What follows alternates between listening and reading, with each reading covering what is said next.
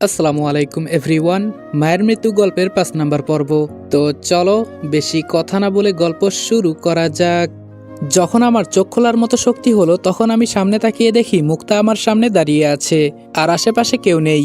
আমি মুক্তার দিকে তাকিয়ে বললাম, আমাকে এখানে এভাবে নিয়ে আসার কারণ কি? আমাকে যদি ভালো করে বলা হতো তাহলে তো আমি নিজেই এখানে চলে আসতাম। মুক্তা আমার কথা শুনে শুধু একটা মুচকি হাসি দিয়ে সামনের দিকে যেতে লাগলো। আমি যে এতক্ষণ কোথায় ছিলাম সেটাও খেয়াল করি নাই। ভালো করে নিচে তাকিয়ে দেখি আমি রাস্তার এক কোণে বসে আছি। তাড়াতাড়ি নিচে থেকে দাঁড়িয়ে গেলাম। সামনে তাকিয়ে দেখি সুন্দর একটা রাজপ্রাসাদ। আমি যতই এটার গুণগান করি না কেন বলেও বোঝাতে পারবো না এটা কতটা সুন্দর। আর ভেতরে যে কতটা সুন্দর হতে পারে এটা হয়তো আমার অজানা। তবে বাহিরটা যেহেতু এত সুন্দর, ভেতরটা কতটা না সুন্দর হতে পারে। আমার মন চাইছে এই বাসার ভেতর থেকে একবার ঘুরে আসি। এই বাসাটা দেখে মনের ভেতরে কেমন যেন একটা লোভ লেগে গেল। মনে হচ্ছে যেন আমাকে কোনো এক অজানা মায়া কাছে টানছে। হঠাৎ করে কয়েকজন ছেলে তাদের গায়ে কালো অন্য ডিজাইনের পোশাক পরা। তবে এরা যে কারা এটা আমি বলতে পারছি না। হঠাৎ করে ছেলেগুলো আমার কাছে এসে আমাকে একটা আইডি কার্ড দিয়ে বলল, আজকে থেকে তুমি এই বাসার চাকর, আসো আমাদের সাথে। মনে মনে বললাম, তাহলে আমাকে কি এই বাসায় পাঠানো হয়েছে? মানুষ তো এমনি আর এই বাসায় কাজ করতে চাইতো না। এত সুন্দর একটা বাসা। ভেতরে যেতেই আমাকে একজন প্রশ্ন করলো, তোমার নাম রনি তাই না? যে ছেলেটা আমাকে প্রশ্ন করেছে তার সামনে একটা কম্পিউটার আর চোখে ইয়া বড় একটা চশমা। আমিও ভদ্রভাবে উত্তর দিলাম, জি আমার নাম রনি। এইটুকু বলতেই ছেলেটা বলল, সামনে যাও, স্যার হয়তো তোমার জন্য অপেক্ষা করছে। আমিও তার মতো সামনে চলে গেলাম। হঠাৎ করে মনে হলো এই বাসাটাকে তো ভালো করে দেখাই হয় নাই। তাই বাসার চারপাশে একবার চোখ বুঝিয়ে বুঝতে পারলাম একটা মানুষের কত টাকা থাকলে এই বাসা বানানো সম্ভব। মনে হয় যত টাকা ছিল এই বাসার মালিক সব টাকা তিনি এই বাসাটা বানাতেই খরচ করেছেন।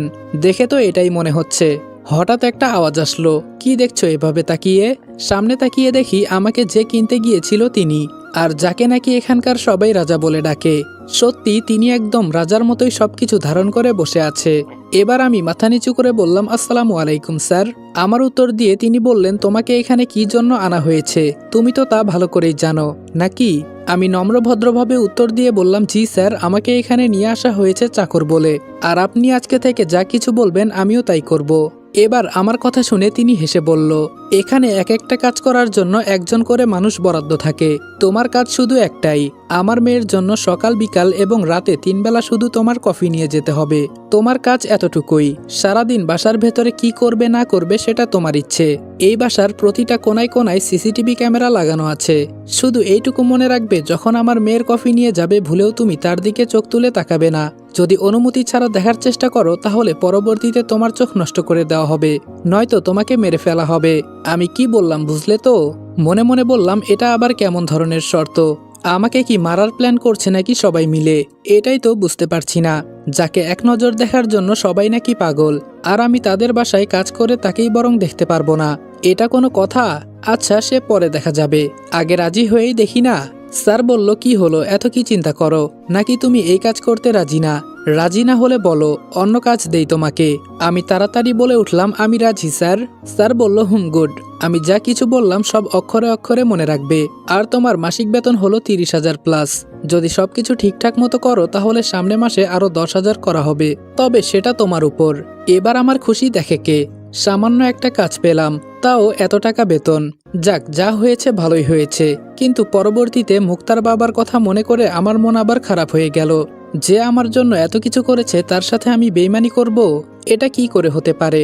এবার আমি মাথা উঁচু করে স্যারের দিকে তাকিয়ে বললাম, আপনি যা বলেছেন আর যা কিছু পরে বলবেন আমি সবকিছু মেনে চলবো। যদি আমি ভুল রাস্তায় চলি অথবা উল্টাপাল্টা কিছু করি তাহলে আপনি আমাকে সবার সামনে ঘাড় ধাক্কা দিয়ে বের করে দিবেন। আমার কথা শুনে স্যার একটা হাসি দিয়ে বলল, তোমার কথা শুনে আমি খুশি হয়েছি। এখন বলো তুমি কোন রুমে থাকতে চাও? 3 তলায় যত রুম আছে সব এখানে যারা কাজ করে তাদের জন্য। তুমি গিয়ে ইচ্ছে মতো রুম পছন্দ করে থাকতে পারো। আমি বললাম, স্যার আমার একটা আবদার ছিল। স্যার বললেন, বলো কি বলবে? আমি বললাম, না মানে আমি আগেই বলে রাখছি, যদি বেয়াদবি হয় তাহলে আমাকে মাফ করে দিবেন। আমি ছোট থেকেই বাসার ছাদ বেশি পছন্দ করি। যদি আপনাদের বাসার ছাদের রুম খালি থাকে তাহলে আমি কি সেখানে থাকতে পারি? মনে হয় আমি এই কথাটা বলেছি দেখে অপরাধ করে ফেলেছি। এই বাসার প্রত্যেকটা মানুষ আমার দিকে বড় বড় চোখে তাকিয়ে আছে। একজন তো ভয় পেয়ে আমার পাশে থেকে অন্য পাশে চলে গেল। আমার তো মাথায় ঢুকছে না আমি কি এমন বলে ফেলেছি। হঠাৎ দেখি মুক্তা সিঁড়ি দিয়ে নিচে নামছে আর আমাকে ইশারা করে বলছে যেন আমি ছাদের রুমে না যাই। ধুর, সবাই এমন করে আমার দিকে কেন তাকিয়ে আছে? এতক্ষণ তো সবকিছু নীরব ছিল, বুঝলাম না কিছুই। হঠাৎ করে সবাই আমার দিকে এমন করে তাকালো কেন? এবার স্যারের দিকে তাকিয়ে দেখি তিনিও আমার দিকে কেমন যেন একটা অন্যরকম দৃষ্টিতে তাকিয়ে আছে। মুক্তা এবার স্যারের সামনে দাঁড়িয়ে বলল, চাচা, এই ছেলেটা হয়তো বুঝতে পারে নাই কিছু, নতুন মানুষ তো, তাই হয়তো এত কিছু জানে না। আর তুমি আজকে থেকে 3 তলায় 50 নাম্বার রুমে থাকবে। আমি কি বললাম মনে থাকবে তো? যে আমি কোনো কিছু বলতে যাব তখনই স্যার বলল, তুমি কি সত্যি ছাদের রুমে থাকতে চাও? আমি এবার মুক্তার দিকে তাকালাম, ও আমাকে ইশারা করে বারবার শুধু না করছে। বুঝলাম না উপরের ছাদের রুমে কি এমন আছে। সবাই কি বলবে বলুক, সুযোগ যেহেতু পেয়েছি সেটা তো আর কোনোভাবে হাতছাড়া করা যাবে না। এবার আমি বললাম, জি, আমি উপরের ছাদের রুমে থাকতে রাজি আছি। এবার মুক্তার মুখটা ভয়ে কেমন জানি হয়ে যাচ্ছে। মুক্তার কপাল থেকে ঘামের ফোঁটা ফোঁটা জল পড়ছে। আমারও কেমন জানি একটা আগ্রহ লাগলো, এই ছাদের রুমে কি এমন আছে যার কারণে সবাই এমন করছে। এবার স্যার সবাইকে সবার কাজে যেতে বলে আমাকে বলল, ঠিক আছে, তোমার যেহেতু ছাদের রুম পছন্দ তাহলে তুমি সেখানেই থাকবে আজকে থেকে। আর রফিক মিয়া কোথায় তুমি? এটা বলতেই একজন মুরব্বী এসে বলল, জি স্যার। আমাকে উদ্দেশ্য করে স্যার বলল, তোমার যা কিছু প্রয়োজন হয় সব উনাকে বলবে, উনি তোমার সবকিছু এনে দিবে। আর কখনো এই বাসার বাহিরে যাওয়ার চেষ্টা করবে না। এখন তুমি তোমার রুমে চলে যাও, আগামীকাল থেকে তোমার ডিউটি শুরু। একবার মুক্তার দিকে তাকিয়ে উপরে যেতে লাগলাম, তবে মুক্তা আমাকে যেন কি একটা ইশারা করছে, যেটা আমি বুঝতে পারছি না। যেই সিঁড়ি বেয়ে উপরে উঠতে যাব তখন পেছন থেকে স্যার বলল, অনেকদিন ধরে এই রুমে কেউ থাকে না, তুমি আগে রুমটাকে ভালো করে পরিষ্কার করে নিও, কেমন? আমি শুধু মাথা ঝাঁকিয়ে বললাম, ঠিক আছে। হঠাৎ মোবাইলে আর একটা মেসেজ আসলো, খুব সুন্দর করে লেখা আছে, তোমাকে অনেক কষ্ট করে আমি বাঁচিয়েছিলাম, কিন্তু তুমি নিজের মরণ নিজেই ডেকে আনলে। যাক, তোমার যেহেতু ছাদের রুম পছন্দ এজন্য কিছুই বলবো না, তবে আমার কাজটা আগে করে দিও। আমার মেয়ে তোমাকে সবকিছু বুঝিয়ে দিবে কিভাবে কি করতে হয়। আর সাবধানে থেকো, মৃত্যু তোমার চারপাশে ঘুরছে, নিস্তব্ধ অন্ধকার, চারিপাশে কোনো আলো নেই। মধ্যরাতে তুমি একা দাঁড়িয়ে আছো, তোমার চারপাশে কালো অন্যরকম এক ছায়া। যদি বাঁচতে পারো তো মৃত্যু, আর যদি মরতে পারো তো নতুন করে আবার জীবন পাবে। ভালো থেকো, আর মৃত্যু থেকে বাঁচিও না, বরং বাঁচা থেকে মরো। মেসেজটা পড়ে কেমন জানি আমার গায়ের লোমগুলো দাঁড়িয়ে গেল। কি সব লিখলো মেসেজে, কেমন জানি ভয় পেয়ে গেলাম। মৃত্যু থেকে বাঁচবো না, বরং বাঁচা থেকে মরবো, এটা আবার কেমন কথা? নাকি আমার সাথে মজা করছে? হঠাৎ করেই কেউ একজন বলল, কি ব্যাপার ভাইয়া, এখানে দাঁড়িয়ে আছেন যে, উপরে যাবেন না? সামনে তাকিয়ে দেখি আমার বয়সী একটা ছেলে। আমি ছেলেটাকে প্রশ্ন করলাম, তুমি কি এই বাসার? ছেলেটা আমাকে থামিয়ে বলল, আমি এই বাসার চাকর, আমার কাজ হলো টেবিলে খাবার দেওয়া, শুধু এইটুকুই। শুনলাম আপনি নাকি উপরের ছাদের রুমে থাকতে চান। আমি বললাম, কেন? আমি এই কথা বলার পর মনে হচ্ছে সবাই কেমন করে জানি আমার দিকে তাকাচ্ছে, কিছুই তো বুঝলাম না। আচ্ছা, তোমার কি এই সম্পর্কে কিছু জানা আছে নাকি? ছেলেটা হাসি দিয়ে বলল, অনেক কিছুই জানি, যা অনেকেই জানে না, কয়েকদিন থাকো নিজেই বুঝতে পারবে। বাই দ্য ওয়ে, আমার নাম সুমন, তুমি? আমি ছেলেটার সাথে হাত মিলিয়ে বললাম, আমি রনি। এবার সুমন বলল, আমাকে এখন গিয়ে টেবিল মুছতে হবে, তুমি যাও, কেমন? আর এখানে কোনো রকম উল্টাপাল্টা কাজ করবে না, একজন কিন্তু সিসি ক্যামেরায় সবকিছু দেখছে। গুড লাক, বাঁচা থেকে মরো। এই বলে ছেলেটা নিচে নেমে গেল।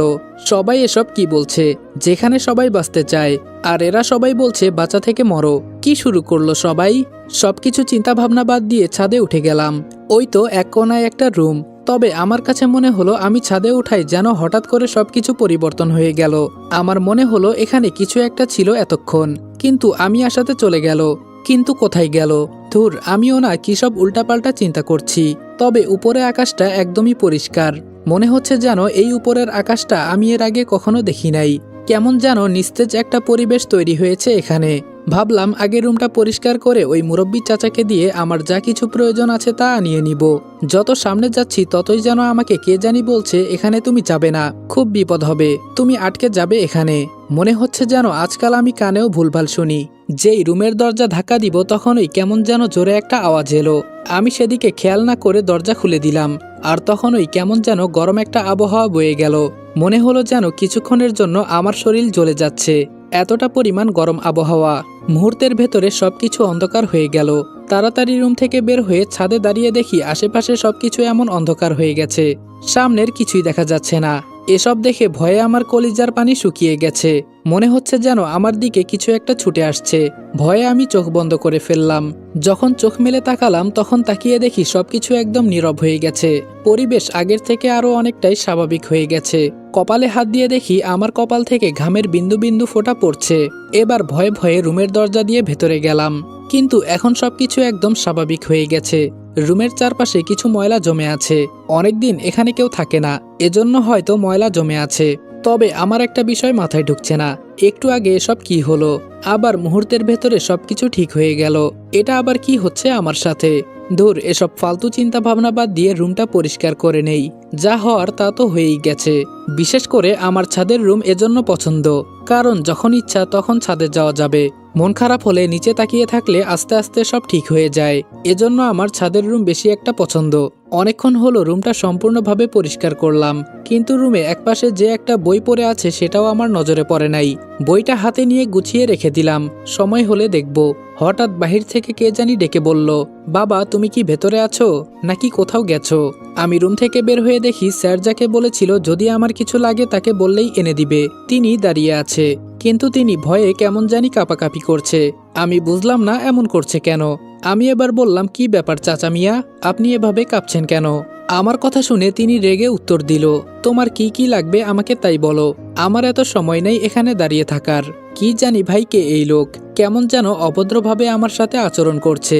তাই আর কথা না বাড়িয়ে সংক্ষিপ্তভাবে আমার যা কিছু লাগে সুন্দর করে বুঝিয়ে দিলাম। তিনি আমার কথা শুনে বলল, আজকের ভেতরে সবকিছু পেয়ে যাবে, চিন্তা করো না, এখন আমি আসি। এই বলে তিনি এক মুহূর্তও দাঁড়ায় নাই, চোখের পলক পড়ার আগেই চলে গেল। হঠাৎ বিল্ডিংয়ের কোনায় নজর পড়ল, তাকিয়ে দেখি ছোট্ট একটা সিসি ক্যামেরা। হয়তো আমার উপর নজরদারি করার জন্য এটা লাগিয়েছে। আমি চুপচাপ রুমের ভেতরে চলে গেলাম। অনেকক্ষণ পর আমার বলা সবকিছু নিয়ে আসলো, কিন্তু এখানে একটা জিনিস কি, আমাকে নিচে যেতে হয় না খাবার খাওয়ার জন্য। একটা মহিলা এসে আমাকে খাবার দিয়ে যায়, তবে তিনি রুমের ভেতরে ঢুকে না, বাহির থেকেই দিয়ে যায়। আরে আমার কি, আমি কেন এসব চিন্তা করে নিজের সময় নষ্ট করছি? রাতে এক ঘুম দিলাম, একেবারে সকালে আমার ঘুম ভাঙলো। তাড়াতাড়ি রেডি হয়ে নিচে চলে গেলাম। নিচে যেতেই এই বাসায় যারা কাজ করে সবাই কেমন যেন অদ্ভুত দৃষ্টিতে আমার দিকে তাকিয়ে আছে। কাজের ছেলে সুমন বলল, তাহলে আপনি মিয়া বেঁচে আছেন? আমি হাসি দিয়ে বললাম, কেন, তুমি কি চাইতে আমি মারা যাই? ছেলেটা আমার কথা শুনে একটা হাসি দিয়ে বলল, আরে না, কি যে বলেন, এখন 2 তলায় 1 নম্বর রুমে গিয়ে একটা পোশাক পরে আসো, এটাই আমাদের এখানকার ড্রেস। তুমি উপরে গেলেই ড্রেস দিয়ে দিবে। আর ম্যাডাম কিন্তু 10টায় ঘুম থেকে উঠে, সেই পর্যন্ত তোমাকে কফির মগ হাতে নিয়ে দাঁড়িয়ে থাকতে হবে। ম্যাম দরজা খুলে কফি না পেলে সবকিছু শেষ করে ফেলবে, এখন জলদি করো। আমি আর না দাঁড়িয়ে উপরের রুমে চলে গেলাম, গিয়ে ড্রেসটা পরে নিলাম। নিচে গিয়ে কফির মগটা হাতে নিয়ে ম্যামের রুমের সামনে চলে গেলাম। দরজার কাছে গিয়ে মাথা নিচু করে দাঁড়িয়ে আছি। যদি দেখে যে আমি মাথা উঁচু করে দাঁড়িয়ে আছি তাহলে আজকে আমি শেষ। আবার আজকে প্রথম দিন। হঠাৎ দেখি আমার পাশ দিয়ে স্যার গেল। তিনি আমাকে দেখে মুচকি একটা হাসি দিয়ে বলল, গুড, প্রথম দিনেই ভালো কাজ করছো। তোমার কাজ দেখে আমার খুব ভালো লাগলো। সেই সাথে তুমি আমার প্রতিটা কথাই মেনে চলছো, অবশ্যই পারবে তুমি। এই বলে তিনিও সামনে চলে গেলেন। 8টা থেকে যে দাঁড়িয়ে আছি, এখন বাজে 10টার কাছাকাছি, তাও দরজা খুলছে না। এত জমিদারি আমি আমার বাপ জন্মেও দেখি নাই। অবশ্য বিশ্বসুন্দরী বলে কথা, জমিদারি তো থাকবেই। কিন্তু এইদিকে যে কফি ঠান্ডা হয়ে পানি হয়ে গেছে, এটা কি চেঞ্জ করে আনবো নাকি এভাবেই থাকবে? ধুর, আমার কি, আমাকে যা বলা হয়েছে আমি তাই করি। যদি বেশি কিছু বলে আমি বলবো আমাকে এত কিছু বলে নাই। হঠাৎ দরজা খোলার আওয়াজ শুনলাম। এবার আমি খুব সুন্দরভাবে দাঁড়িয়ে মাথা একেবারে নিচু করে কফির মগটা সামনে ধরলাম। শুধু দরজা খোলার শব্দ শুনলাম, তবে এখনো আমার হাত থেকে কফির মগটা নিচ্ছে না। কি বলবো ভাই, মেয়েটার শরীর থেকে এমন একটা সুগন্ধি আসছে যেটা আমি আজ পর্যন্ত কারো শরীর থেকে পাই নাই। আমার মনেও হয় না কেউ আজকে পর্যন্ত এইরকম সুঘ্রাণ বানাতে পেরেছে। এত মিষ্টি মাতাল করা একটা ঘ্রাণ আসছে মেয়েটার শরীর থেকে, মনে হচ্ছে যেন এই ঘ্রাণ আমাকে পাগল করে দিবে। কিছুক্ষণের জন্য আমি বোধহয় জ্ঞান হারিয়ে ফেললাম। মেয়েটা আমার হাত থেকে কফির মগটা নিতেই আমার হুঁশ ফিরল। তাড়াতাড়ি নিজেকে ঠিক রেখে রুমের সামনে থেকে সরে গেলাম, আর মেয়েটাও দরজা বন্ধ করে দিল। যেই মেয়েটাকে না দেখেই আমার অবস্থা এতটা পরিমাণে খারাপ হয়ে গেল, তাকে যদি একবার দেখি তাহলে আমি কি নিজেকে ঠিক রাখতে পারবো? না জানি কতটা সুন্দর হবে এই মেয়ে। আচ্ছা, মেয়েটার চুল তো অনেক বড় হবে তাই না? আমার আবার বড় চুলওয়ালি মেয়ে খুব পছন্দ। আচ্ছা, আমি কি ওকে একবার দেখতে পারবো নাকি পারবো না? হ্যাঁ, অবশ্যই পারবো। তবে আমাকে আগে সেই পথে যেতে হবে। আস্তে আস্তে হেঁটে নিচে যেতেই স্যার আমার সামনে দাঁড়িয়ে বলল, আমি জানি তুমি পারবে। আমার তোমার উপর সম্পূর্ণ বিশ্বাস ছিল। যদি এভাবেই থাকতে পারো তাহলে আমি তোমাকে অবশ্যই অনেক বড় একটা সারপ্রাইজ দিব। তোমার এই কাজ অনেকেই নিয়েছিল, কিন্তু আজকে পর্যন্ত কেউ বাঁচতে পারে নাই। থাক, আস্তে আস্তে সব বুঝতে পারবে। তোমার কাজ শুধু 3 বেলা আমার মেয়েকে কফি দেওয়া, আর কিছু না। এখন চাইলে তুমি যা ইচ্ছা তাই করতে পারো, তবে মনে রেখো রুমের বাহিরে কখনো যাওয়ার চেষ্টা করবে না। এখন যাও, বাসাটা ঘুরে দেখো, আমার কিছু কাজ আছে। এই বলে তিনিও চলে গেলেন। আমি বাসার আশেপাশে সবকিছু ঘুরে ঘুরে দেখছি। হঠাৎ একটা মেয়ে এসে বলল, ভাইয়া আপনি কি ম্যামকে কফি দেন? আমি মাথা ঝাঁকি দিয়ে বললাম, তুমি কে? তোমাকে তো চিনলাম না। মেয়েটা এবার আমার দিকে তাকিয়ে বলল, আমি এখানকার রান্নাবান্না করি। তবে আপনি কিন্তু। এই মুহূর্তে সুমন এসে বলল, আরে রনি ভাই আপনি, চলেন সামনে যাই। মেয়েটা সুমনকে দেখে মুখটা কেমন করে চলে গেল। আমি সুমনের সাথে হাঁটতে হাঁটতে সামনে যেতে লাগলাম। হঠাৎ সুমন আমাকে প্রশ্ন করলো, আপনি যে বেঁচে আসবেন আমি কখনো এটা আশা করি নাই। রাতভর আমি আপনার জন্য অনেক চিন্তা করেছি, যেন আপনি বেঁচে থাকেন। যাক, অবশেষে আপনি বেঁচে গেলেন, এজন্য আমি খুব খুশি হয়েছি। আমি জায়গায় দাঁড়িয়ে সুমনকে প্রশ্ন করলাম, যখন ছাদের রুমে দরজা খুললাম তখন সবকিছু যেন কেমন হয়ে গেল। মনে হলো যেন কেউ আমার আশেপাশে আছে। আবার তুমি বলছো আমি বেঁচে আছি। আমাকে দেখে সবাই কেমন জানি আর চোখে তাকিয়ে আছে। বিষয়টা কি বলো তো? সুমন এবার হাসি দিয়ে বলল, আমি আপনাকে সবকিছুই বলতাম, কিন্তু সেই সময় এখনো আসে নাই। বলবো কোনো একদিন, যদি আপনি সেই পর্যন্ত বেঁচে থাকেন। আচ্ছা, এখন এসব বাদ দেন। এখন বলেন কি জন্য এখানে আসতে গেলেন? আমি বললাম, কেন, আমাকে টাকা দেওয়া হবে বেশি। তাছাড়া এটা বিশ্বসুন্দরীর বাড়ি, এখানে থাকা তো আমার ভাগ্যের ব্যাপার। আমার কথা শুনে সুমন কেমন জানি চোখের পানি ছেড়ে মায়াবী দৃষ্টিতে আমার দিকে তাকিয়ে থাকলো। চোখের পানি মুছে বলল, আমাকে এখন যেতে হবে। আর সবকিছু সবাইকে বলতে নেই, কিছু কিছু কথা গোপন রাখতে হয়। আর সবকিছু আপনি ধীরে ধীরে জানতে পারবেন। 10 বছর থেকে আজকে পর্যন্ত বাহিরের আলো বাতাস দেখি নাই। সুমন আমাকে ক্যামেরায় ইশারা করে দেখিয়ে বলল, সবকিছু বলতে চাইলেও একটা বাধা আছে। আসি, ভালো থাকবেন, আমাদের তো দেখা হবেই সব সময়। এই বলে ছেলেটা চলে গেল। আমি দাঁড়িয়ে দাঁড়িয়ে চিন্তা করছি, সুমন কেমন যেন রহস্যময় কথাবার্তা বলছে। আবার বলছে ও নাকি 10 বছর ধরে বাহিরের আলো বাতাস দেখতে পারে না। আসলে এই বাসায় কি আছে, আর কেন সবাই এমন অদ্ভুত আচরণ করে আমাকে দেখে? সবকিছু আমাকে খুঁজে বের করতে হবে। রাত পর্যন্ত ঠিকমতো ডিউটি করে ছাদের রুমে চলে গেলাম, কিন্তু আজকে 1 সেকেন্ডের জন্য মুক্তাকে দেখি নাই। ও কোথায় থাকে সারাদিন এটাই তো বুঝতে পারছি না। ঘড়ির দিকে তাকিয়ে দেখি এখন বাজে রাত প্রায় 10টা। ছাদের এক কোনায় দাঁড়িয়ে নিচে তাকিয়ে আছি। এই বাসার আশেপাশে কোনো ঘরবাড়ি এমনকি কোনো আলো হয়তো নেই। সবকিছু কেমন যেন অন্ধকার। আমার কাছে এই বাসাটা রহস্যময় মনে হয়। হঠাৎ কেউ বলে উঠল, কি মিস্টার রনি? পেছনে তাকিয়ে দেখি মুক্তা চলে আসছে। মুক্তার দিকে তাকিয়ে বললাম, আরে মুক্তা তুমি? মুক্তা হাসি দিয়ে বলল, আমি। তো বলো কেমন কাজ কাম করলে আজকে? আমি বললাম, এই তো ভালোই, কিন্তু আজকে সারাদিন তোমাকে যে দেখি নাই। মুক্তা হাসি দিয়ে বলল, দেখবে কিভাবে, আমি এক জায়গায় একটা কাজে গিয়েছিলাম। আমি বললাম, বুঝলাম। তা এত রাতে তুমি ছাদে আসলে যে? মুক্তা বলল, আমি জানতাম তুমি এই সময়ে ছাদে থাকবে, তাই এখানে আসলাম। আমি বললাম, ছাদে রুম নিয়েছি বলে সব সময় যে ছাদেই থাকবো এটা তেমন কোনো কথা না। মুক্তা এবার আমার দিকে তাকিয়ে আমার পাশে দাঁড়িয়ে এক এক করে বলতে লাগলো, আমি সারাদিন কি কি করেছি, কোথায় কোথায় ছিলাম, সবকিছুই বলে দিল। সব শুনে আমার মনের ভেতরে কেমন যেন একটা ভয় জেগে গেল। মুক্তা এত কিছু কেমন করে জানে? না, আমাকে আরো সাবধান হতে হবে।